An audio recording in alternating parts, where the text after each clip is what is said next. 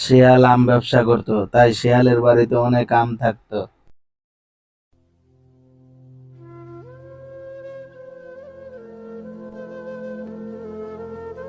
একদিন বাঘের অনেক আম খেতে মনে চায়, তাই বাঘ শিয়ালের বাড়িতে আম খেতে যায়।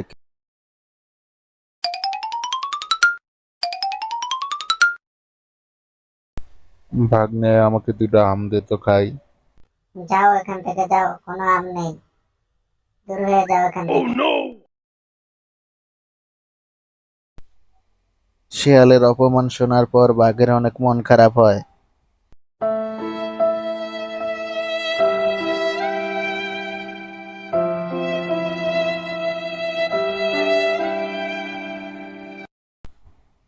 বাঘ তার বন্ধুদের গিয়ে সব ঘটনা খুলে বলে।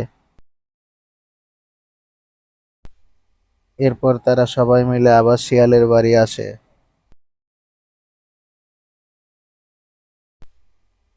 আর শিয়ালকে খুব করে মার দেয়।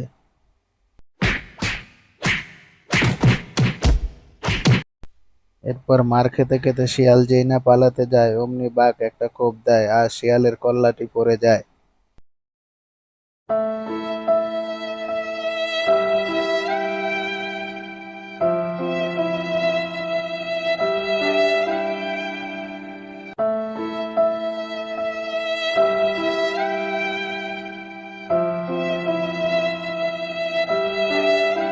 হ্যাঁ বন্ধুরা, ভিডিওটি ভালো লাগলে অবশ্যই একটি লাইক দিবে।